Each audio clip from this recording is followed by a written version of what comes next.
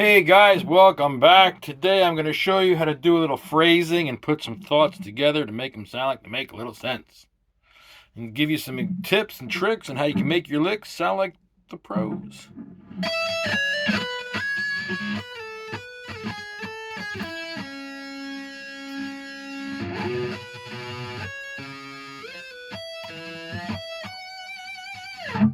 So, let's get right to it.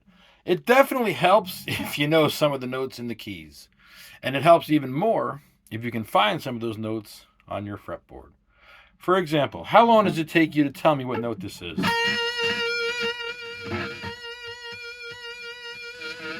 Well, if it took you more than 1 full second to say C sharp, then you need work.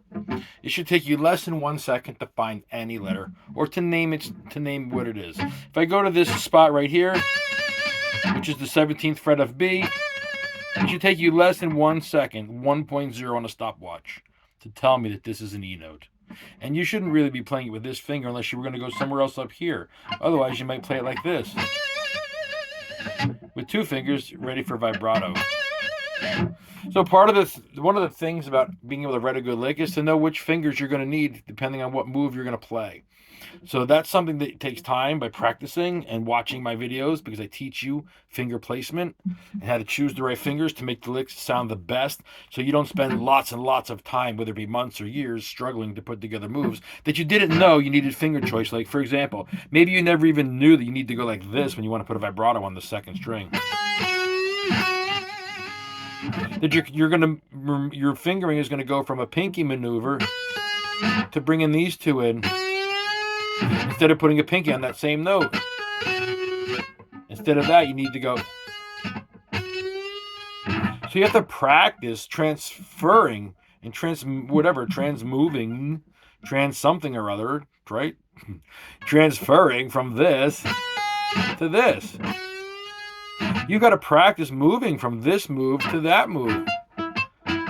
Now, it might not seem like much, right? Because I'm only going like this. And you're probably saying to yourself, well, I can do that. Maybe you can, but can you do it like this?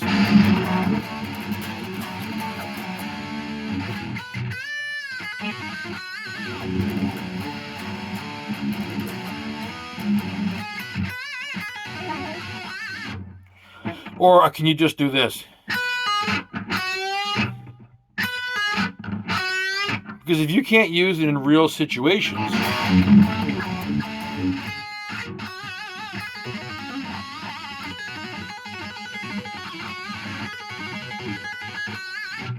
see how quick I go from this to that? Well, that's what you're working on, because we don't care if you can sit there in a practice situation and go. The question is, are you good enough to put it through your moves and play?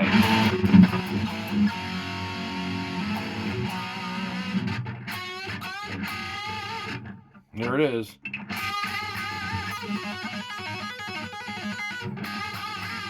You got to be able to transfer or transcribe or transmove, or you got to be able to transfer your fingers from this to this. I guess this is kind of going to be like a grammar lesson for Mezzy too, because I sure as heck don't know what I'm saying. But I know what I'm playing. See, there's the finger that you need. You got to practice this guy.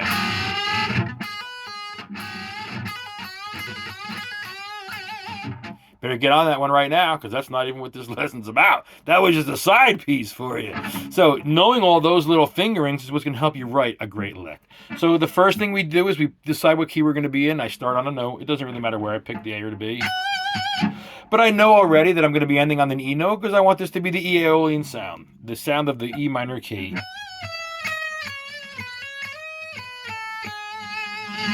I'm resting on the 5, which is the B, which is a common place to rest, and I'm playing all the notes in the key of E minor.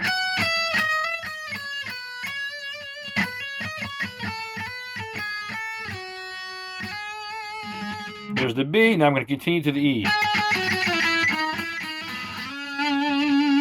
which is the E note on the 5th fret of B right there, right?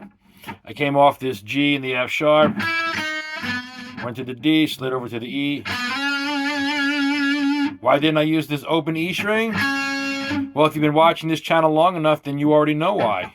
Because you can't do that. You can't leave vibrato on an open string. And you need vibrato to leave a smooth exit out. So if you don't know that yet, then just keep watching these videos of all my videos and you'll get there. If you watch every single one of these videos I have up and you can do everything in them, then there's no way you can't be a professional level player.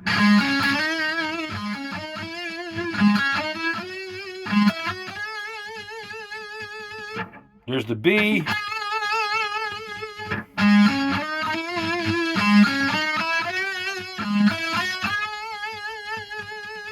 Nice easy lick that stops on the 5 in the key of E minor. It's a very, very Yngwie vibe to it because he always stops on the 5.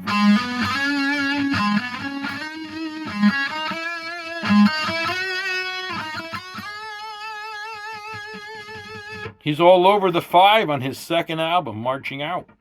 All his licks end on the 5. Many of them.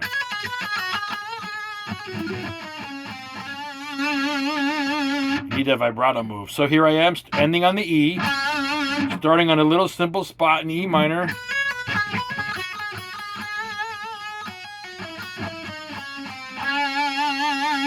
Ending on the E.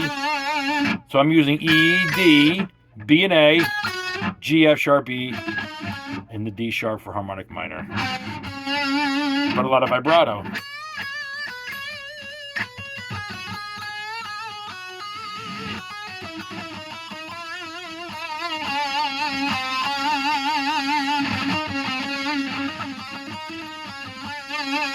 Your little pinky slide for the advanced player in you. I have not gone over that in a video yet because that is an advanced move. And before you want to do that move, well, I need to know you can do the other moves first. You'll also need to use some sort of lubricant on the string, I imagine. So your fingers don't slip. I use a lot of lubricant on the strings so there's no friction on them.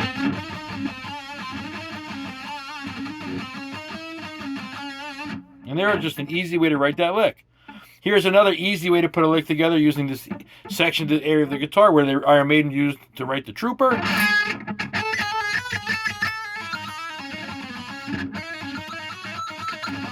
The Trooper is written right in there. Same lick is right there. So these two sets of strings, this B and this C, this F sharp and the G, you would definitely want to be able to do this if you're going to play the Trooper.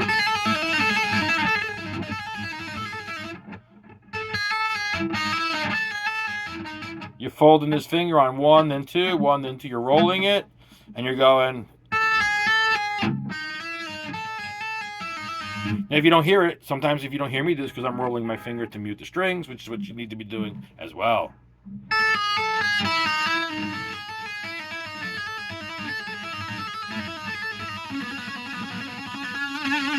When you end this third one and you go, your last move should never be that. Why?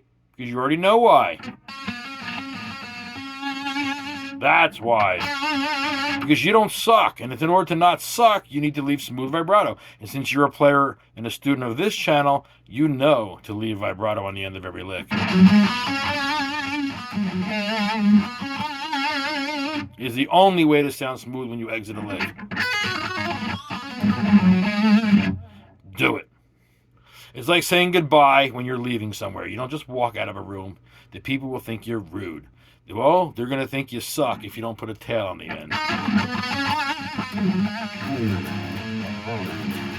The only time you don't need one is when your final chord is your chord in the root, when you're rooting off the chord in the key, and that is your ending note.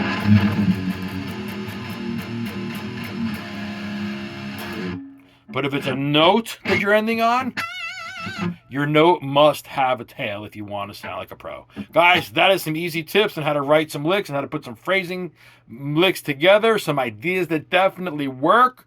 You must practice these things and develop them into your own style. Don't play them for 10 or 20 minutes, 5 or 6 times, and then say, oh, I got this down, or oh, I got that, or it's boring. Master the technique. Be able to put together 20 or 30 different licks, and every one of them sounds good because you know what to do. So this is not about proving whether or not you can write a lick. This is about telling yourself you know how to write a lick so that every single thing you write sounds good. That nothing you write sounds crummy because everything follows a successful formula, which you are going to master here by doing this until you get all your licks to sound really sweet. It's just a matter of how bad do you want it. It's not going to come overnight, but in this video, I have given you enough tips to learn how to write your licks as good as anybody you listen to that you consider to be one of your favorites. Guys, thanks for watching. Thanks for allowing me to share my knowledge with you. I have a lot more knowledge to share with you. If you want personalized one-on-one lessons, then you can message me at mezzyshredder@gmail.com, and we can get into talking about something that's right for you. A personalized lesson program designed just for you, designed to do the things you want to be able to do with guitar and do them quickly so that it's not taking you forever. We're talking a few months at most. Talk to you guys soon. Thanks for watching. I'll see you in the next video.